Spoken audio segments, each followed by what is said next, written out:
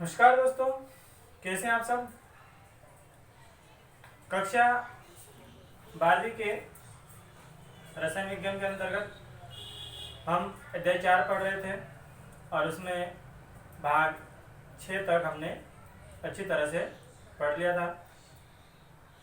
आज हम बात करेंगे भाग 7 की,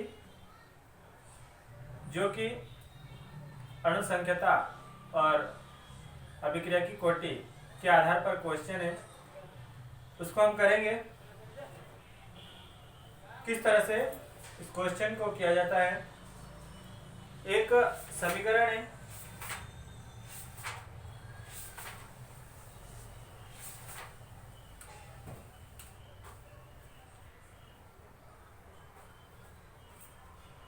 एक समीकरण दिया है। क्वेश्चन नंबर अगला आपका जो भी हो उसको लिखेंगे। अभिक्रिया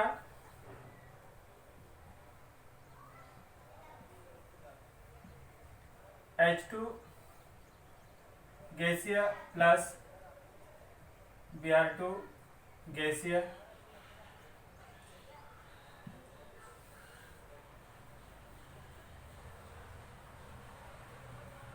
टू HBr गैसीय के लिए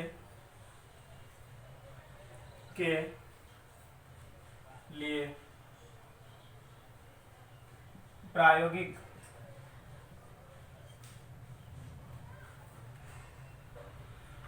आंकड़े दर्शाते हैं कि प्रायोगिक आंकड़े दर्शाते हैं कि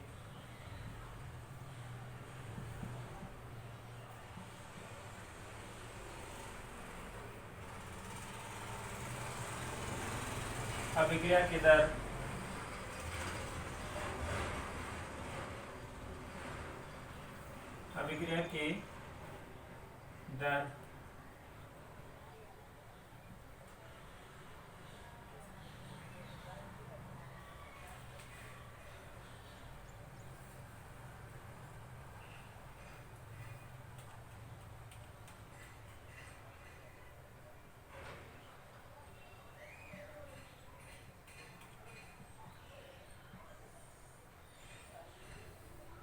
तो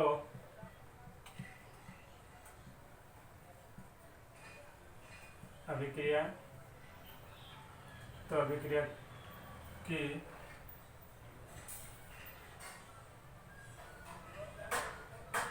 आणविकता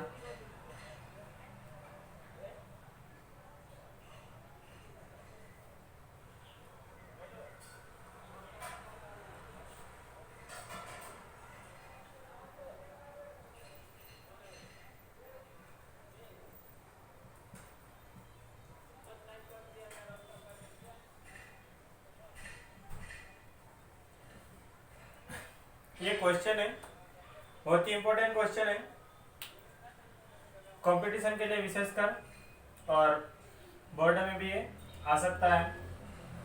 सिंपल है, यहाँ पे अभिक्रिया दे रखी है H2 प्लस Br2 और इधर उत्पाद क्या बना अपने पास 2HBr ये बना है। इसका प्रायोगिक प्रदर्शन किया जाता है और उसमें ये ज्ञात किया जाता है कि अभिक्रिया की जो दर है उसका मान कितना है, H2 इंटू Br2 की पावर 1/2 है। तो अभिक्रिया की आणविकता के बारे में हमने पढ़ा था कि अभिक्रिया के प्रारंभिक पद में भाग लेने वाले अणु परमाणु या आयनों की संख्या को अभिक्रिया की आणविकता या अभिक्रिया की अणु संख्यता कहते हैं। तो ये अभिक्रिया है। आणविकता के लिए हमको अभिक्रिया देखना है, अभिक्रिया के प्रारंभिक पद में देखना है कि प्रारंभिक पद में कितने अणु हैं। तो ये अभिक्रिया है, इसको बोर्ड के लिए हल करेंगे तो इस तरह से हल करेंगे जैसे मैं अभी हल करूंगा। और अगर कंपटीशन के लिए पूछा जाए तो डायरेक्ट हल करना है। आणविकता के लिए कितने, 1 और 2, तो आणविकता कितने आएगी 2। और अभिक्रिया की कोटि को ज्ञात करने के लिए ये जो समीकरण है, ये अभिक्रिया की दर है, यहाँ देखेंगे। यहाँ पे कुछ नहीं है, मतलब 1, यहाँ पे 1/2 है। तो अभिक्रिया की कोटि का मतलब क्या होता है, R बराबर M प्लस N। m का मान कितना 1, n का मान कितना 1/2। 1 और 1/2 को जोड़ देंगे, हल करेंगे तो उत्तर हो जाएगा। वो बोर्ड के लिए, बोर्ड के लिए आणविकता बराबर कितना होगा 2 और कोटि बराबर कितना होगा r बराबर m प्लस n। ये सूत्र है। m का मान कितना यहाँ पे आने वाला m यानी कि कुछ नहीं है तो 1 और n का मान कितना 1/2। इसको जब सरल करेंगे तो 2 एकम 2, 2 और 1 3, 3/2। इसको जब काटेंगे तो या तो 3/2 उत्तर होगा या फिर 1.5। ये हमको ये उत्तर निकालना रहेगा या फिर ये उत्तर निकालना रहेगा, ऑब्जेक्टिव में दिया हुआ रहेगा। अगर ये दे रखा तो ये लगाएंगे, ये दे रखा तो ये लगाएंगे। लेकिन अगर बोर्ड में आता है तो कैसे करना है,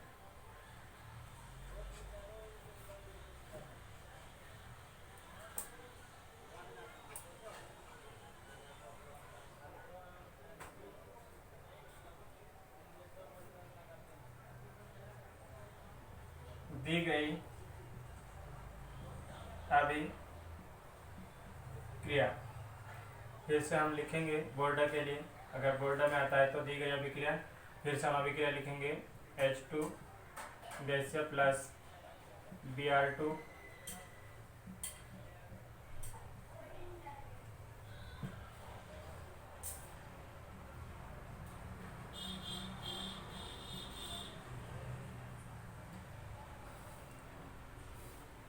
यह अभिक्रिया दे रखी है तथा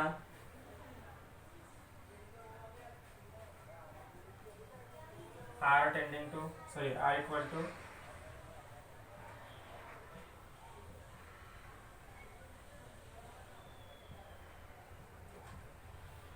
इतना दे रखा हमको, ये दे रखा और ये दे रखा।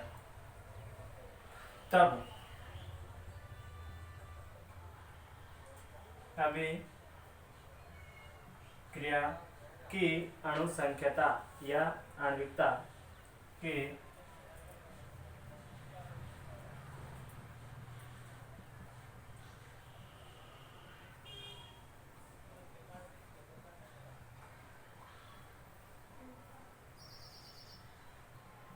अणुसंख्यता या आणविकता बराबर, कहाँ देख के उत्तर लिखेंगे हम, यहाँ देख के। यहाँ पे 1 है, यहाँ पे 1 है तो कितना हो जाएगा 2। अगर यहाँ पे 2 होता और यहाँ पर 2 होता तो कितना हो जाता 4। यहाँ पे 3 होता और 2 होता तो कितना हो जाता यहाँ पे 5। हम सीधे सीधे लिख देंगे, कितना आएगा इसका 2। अगर आणविकता पूछा गया इस प्रश्न में तो आपके पास उत्तर कितना रहेगा ऑप्शन में 2। ये बोर्ड के लिए ऐसे कैसे उतारना है, और कंपटीशन के लिए तो हमको क्या करना है, डायरेक्ट देख के ये लगा देना है। इसका स्क्रीनशॉट ले लें, फिर मैं इसकी कोटि निकालता हूँ तथा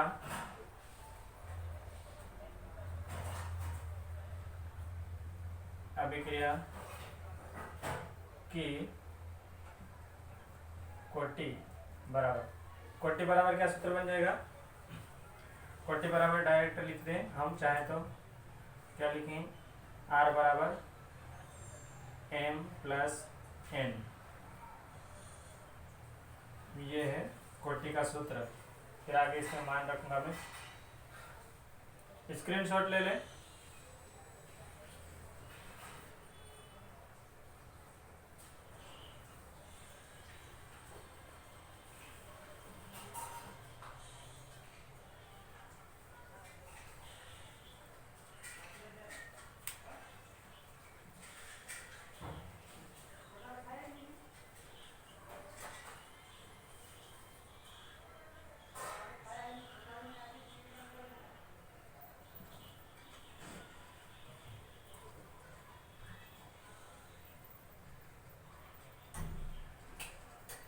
ये प्रश्न मिटा दिया है। R इक्वल टू m का मान कितना है अपने पास 1 प्लस n का मान कितना 1/2। कोटि ज्ञात करना तो इस आधार पर करना है। इसको सरल करेंगे, इसका गुणा इधर 2 प्लस 1/2 यानी कि R बराबर कितना 3/2। एक तो ये उत्तर, या फिर इसी को हल करेंगे तो 1.5 ये आ जाएगा अपने पास उत्तर। स्क्रीनशॉट ले लें इसका।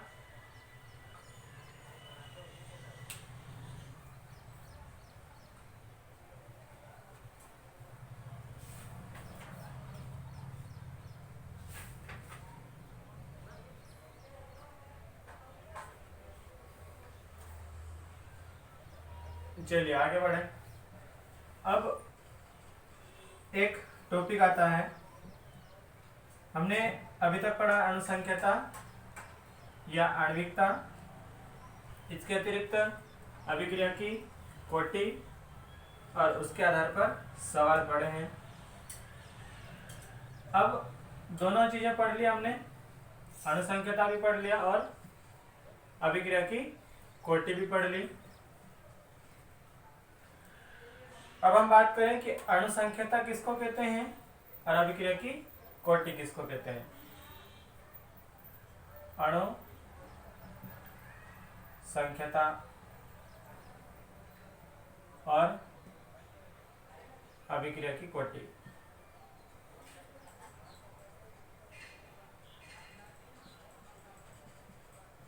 अभिक्रिया की कोटि, अणुसंख्यता को ही आणविकता भी कहते हैं। कुल मिला के हम बात कर रहे अंतर की, किसके अंतर की, अणुसंख्यता और अभिक्रिया की कोटि के अंतर की बात कर रहे हैं। दोनों ही टॉपिक के बारे में हम पढ़ चुके हैं, आपको याद होगा। तो अंतर की बात कर रहे हैं। अगर प्रश्न बनाना चाहो तो क्या बनेगा प्रश्न इसका, अणुसंख्यता तथा अभिक्रिया की कोटि में अंतर लिखिए। उत्तर में क्या बन जाएगा इसका, अणुसंख्यता तथा अभिक्रिया की कोटि में अंतर निम्न है।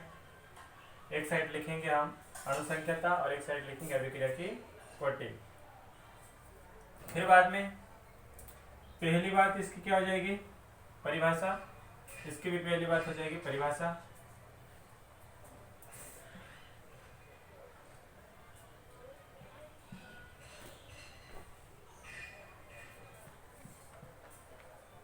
सबसे पहली बात तो इसकी परिभाषा जो हमने पहले से पढ़ रखी वही लिखना है।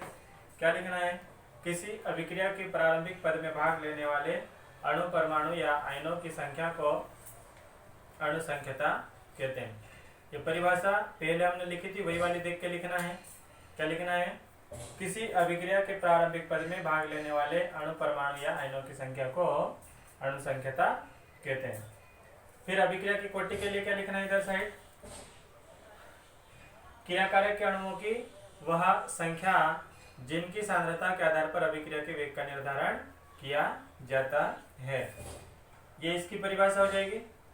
हमने पहले लिख रखी है, नहीं तो मैंने अभी बोली वो लिख देंगे। दूसरा पॉइंट लिखेंगे, पहला पॉइंट क्या लिखा, अभिक्रिया की कोटि में अभिकारक के अणुओं की वह संख्या जिनकी सांद्रता के आधार पर अभिक्रिया के वेग का निर्धारण किया जाता है। दूसरा पॉइंट लिखेंगे, अणुसंख्यता में यह सैद्धांतिक पद है। उधर साइड लिखेंगे यह प्रायोगिक पद है, यह प्रायोगिक पद है। मतलब इसको केवल सिद्धांत के आधार पर समझा जाता है और इसका प्रयोग भी किया जा सकता है, प्रैक्टिकल किया जा सकता है।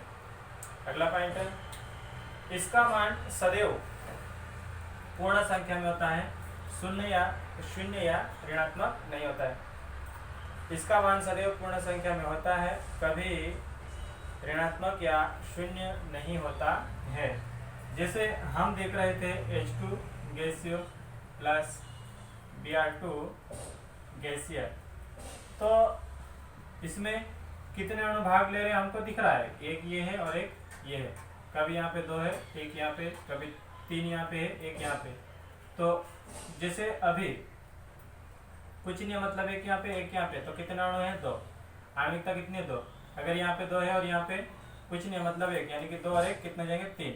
अगर यहाँ पे ऐसा है तो ऐसा कभी नहीं आता है, आधा कभी नहीं आता है। आधा कभी नहीं आता है मतलब ऐसा थोड़ी ना हो सकता है कि कोई व्यक्ति काम करने के लिए गया तो उसका शरीर तो पूरा ही जाएगा, मतलब गिनती तो 1 की होगी ना, आधे व्यक्ति की थोड़ी होगी। भले वो मानसिक रूप से घर पे बैठा हो, उससे मतलब थोड़ी है। तो भाग तो वो ले ही लेगा, नाम लिखवा लेगा कि हाँ मैं भी काम करूंगा, भले काम करे नहीं करे वो इसमें नहीं गिना जाएगा, लेकिन गिनती आ जाएगी उसकी। तो ये हमेशा कभी 2, 3, 4, 5, 6, 10, 50 जो भी है, लेकिन पूरी संख्या में होंगे। और इधर हमने अभिक्रिया की कोटि ज्ञात करके देखी है, तो इसमें आधी भी हो सकती है, अब बटे में भी हो सकता है, भिन्नात्मक भी हो सकता है। तो इधर वाला पॉइंट क्या लिखा हमने, इसका मान सदैव पूर्ण संख्या में होता है, कभी भी ऋणात्मक या भिन्नात्मक नहीं होता है, कभी ऋणात्मक, भिन्नात्मक या शून्य नहीं होता है। और उधर साइड क्या लिखेंगे, इसका मान भिन्नात्मक में भी हो सकता है तथा शून्य या ऋणात्मक भी हो सकता है। इसका मान सदैव पूर्ण संख्या में होता है, कभी भी ऋणात्मक, शून्य या भिन्नात्मक नहीं होता है। इसका मान भिन्नात्मक संख्या में भी हो सकता है तथा शून्य या ऋणात्मक भी हो सकता है। अगली बात, इसमें अणुसंख्यता में यह अभिक्रिया में भाग लेने वाले अणुओं की संख्या के सदैव बराबर होता है। उधर साइड, इधर साइड, अभिक्रिया में भाग लेने वाले अणुओं की संख्या के सदैव बराबर नहीं होते हैं, कभी बराबर हो भी सकते हैं, कभी ज़्यादा कम भी हो सकते हैं। जैसे हमने उदाहरण दिया था अभिक्रिया की कोटि के लिए, 10 लोगों ने भाग लिया है। हो सकता है कि 10 लोग, सभी लोग मिलकर काम करें, हो सकता है कि उसमें से केवल 5 लोग काम करें, ये भी हो सकता है। इसलिए ये सदैव बराबर हो ये संभव नहीं है। तो पॉइंट क्या बनेगा इसका, अभिक्रिया में भाग लेने वाले अणुओं की संख्या के सदैव बराबर नहीं होती है। अगला पॉइंट है अणुसंख्यता में यह अभिक्रिया के किसी पद में प्रयुक्त होने वाले अभिकारकों के अणुओं का बोध कराती है। यह अभिक्रिया के किसी पद में प्रयुक्त होने वाले अभिकारकों के अणुओं का बोध कराती है।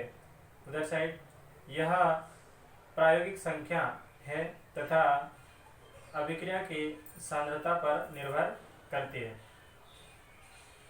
तो आज के रोज ये एक ही क्वेश्चन पढ़ेंगे। आगे हम अगला वीडियो बहुत जल्दी अपलोड करेंगे। तब तक के लिए आप पढ़ते रहिए, नोट्स बनाते रहिए। धन्यवाद।